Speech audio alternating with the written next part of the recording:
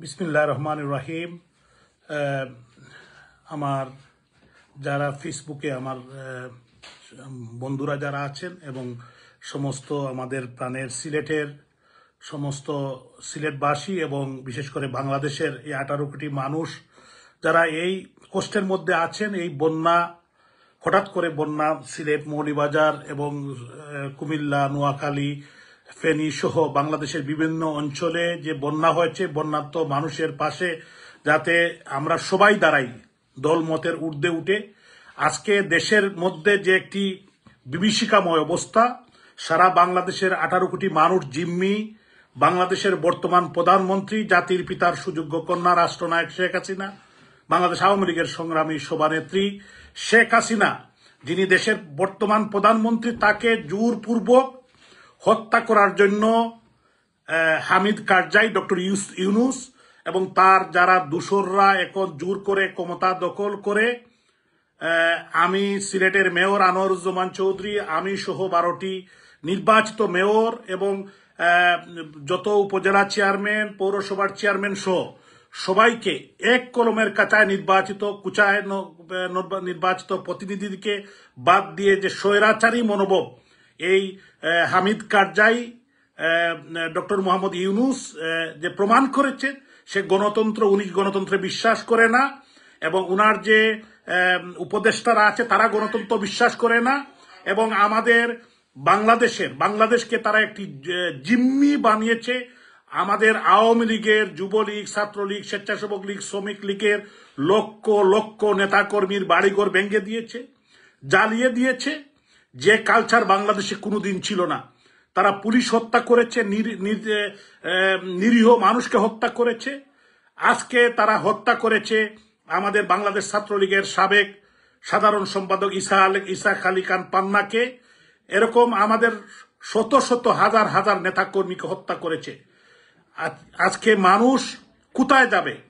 আজকে সম্মানিত নেতৃবৃন্দ যারা আছেন তাদেরকে দড়িতে বেঁধে তাদেরকে কোর্টের মধ্যে বেজ্জতি করছে সাবেক মাননীয় প্রধানমন্ত্রীর বেসরকারি বিষয়ক উপদেষ্টা জনাব সালমান এফ রহমান, সাবেক আইনমন্ত্রী জনাব আনিসুল হক এবং আমাদের সাবেক ডিপটি স্পিকার জনাব টুকু সাহেব এবং আমাদের জাস্টিস শামসুদ্দিন চৌধুরী মানিক এবং আমাদের ডক্টর দীপুমণি সহ কোর্টের মধ্যে যে অপমান করেছে, এটা কোনো সভ্য সমাজে, কোনো সভ্য জাতি বা কোনো সভ্য মানুষ মানতে পারে? বিশেষ করে জাতির পিতার 32 নম্বর, যে 32 নম্বর থেকে এদেশের মানুষের স্বাধিকার আন্দোলন, এদেশের মানুষের অর্থনৈতিক মুক্তি, যে 32 নম্বর থেকে বাংলাদেশের স্বাধীনতা, জাতির পিতার সেই বাড়িতে আগুন দিয়েছে সেই খুনি চক্র, যারা এই দেশে বিশ্বাস করে না, দেশের স্বাধীনতায় বিশ্বাস করে না, তারা করেছে বঙ্গভবনে, গণভবনে তারা লুটপাট করেছে। মাননীয় প্রধানমন্ত্রীকে হত্যার জন্য ডক্টর ইউনূস এবং তার দূষররা যে চেষ্টা করেছিল, মহান আল্লাহ তাআলার ইচ্ছায় উনি প্রাণে বেঁচে আছেন। ইনশাআল্লাহ তিনি অচিরেই আমাদের প্রাণের বাংলাদেশ, প্রাণের মাতৃভূমি বাংলাদেশে নির্যাতন, নিপীড়ন করে, হত্যার রাজনীতি করে কেউ ক্ষমতায় টিকে থাকতে পারে না। ইনশাআল্লাহ আমরা বিশ্বাস করি আওয়ামী লীগ ঘুরে দাঁড়াবে এবং আওয়ামী লীগের লক্ষ লক্ষ কোটি কোটি কর্মী এখনো বেঁচে আছে এবং বেঁচে আছেন জাতির পিতার সুযোগ্য কন্যা, আমাদের প্রাণপ্রিয় নেত্রী রাষ্ট্রনায়ক শেখ হাসিনা। বেঁচে আছেন বঙ্গবন্ধুর কন্যা, কনিষ্ঠ কন্যা শেখ রেহানা, যিনি রাজনীতি করেন না, তার বিরুদ্ধে মিথ্যা মামলা দিয়েছে বাংলাদেশের বিভিন্ন অঞ্চলে এবং বঙ্গবন্ধু পরিবারের অন্যান্য সদস্য তারাও বেঁচে আছেন।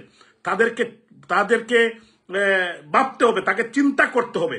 এই দেশ থাকবে, এই বাংলাদেশের মানুষ থাকবে, এই বাংলাদেশের বিবেকবান মানুষ থাকবে, বুদ্ধিজীবী সুশীল সমাজ।